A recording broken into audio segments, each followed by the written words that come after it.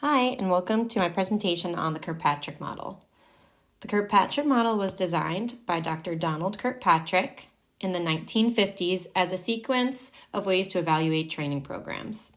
Many practitioners believe that as you proceed through the levels of this training model, the evaluation becomes more difficult and requires more time, but it has been said to be one of the more effective training models out there.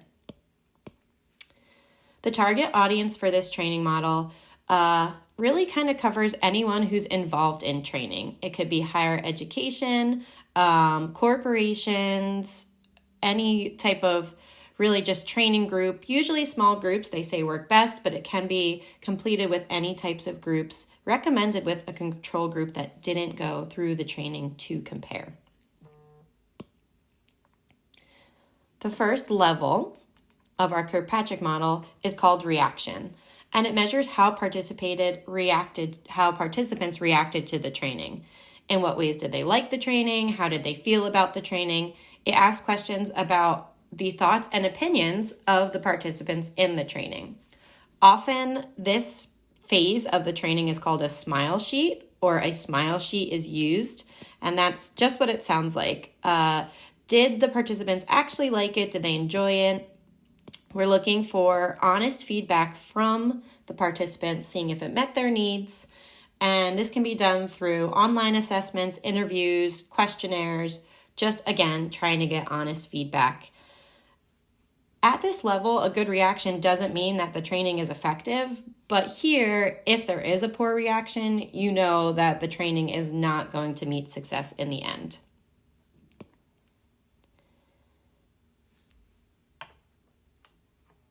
The second level of training is learning. At this level, you're trying to analyze if the participants truly understood the training.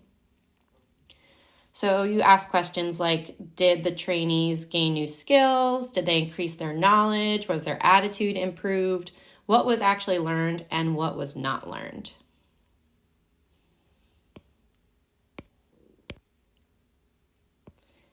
It is much harder to judge this second level, and it's more time consuming than our first level because you're trying to figure out if the trainees actually learned new skills.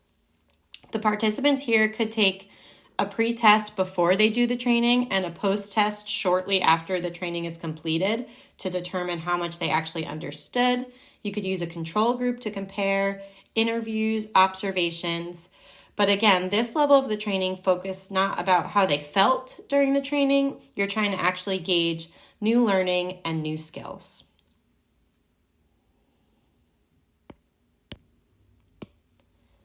Level 3 of the model is called the transfer level. Here we're looking at if the trainees are actually utilizing what they learned in the training in the workplace. Usually this has to be evaluated 3 to 6 months after the training, and it analyzes the differences in their behavior at work compared to before the training. You really want to determine if the skills taught are being applied and are actually effective. For many of this, there's evaluation programs out there. One of the programs is called the 360-degree feedback tool, and this is, jumped a little too far. This is designed to get feedback from the employee or whoever went through training from kind of a 360-degree perspective. So feedback from peers, supervisors, individual feedback. But again, at this level, we're trying to take out opinions and focus on defined factors, hopefully that were defined before the training, to determine if what was hoped to be learned in the training was actually learned and is being used in the workplace. It's very hard to start judging at this level because it's hard to anticipate when the training might kick in and when a person will start to use the training in the workplace.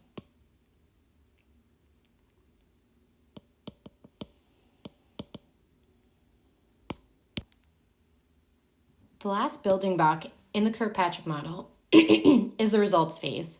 And here we're determining if the material actually had a positive impact on the business, organization, class, whatever training that the trainees were going through.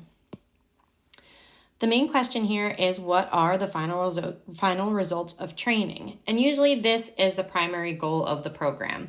We're determining the overall success by measuring factors like lowered spending, higher returns on investment, improved quality of products, less accidents in the workplace, more efficient production times, kind of overall attitude of the trainees. A lot of things go into this phase, and that is why it's very hard to accurately determine if things actually worked.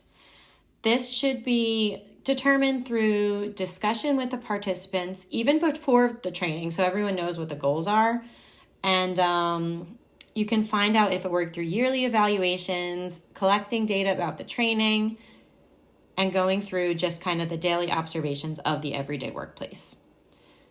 Again, as I mentioned in stage 1, no results can be found unless there was a positive change. So if no positive change was determined, then going to have to start back from square one. The benefits and challenges of the Kirkpatrick model include pros like providing clear steps to follow, working with any design program, both traditional and online, giving valuable insight to the effectiveness of a training program, and that it's highly flexible.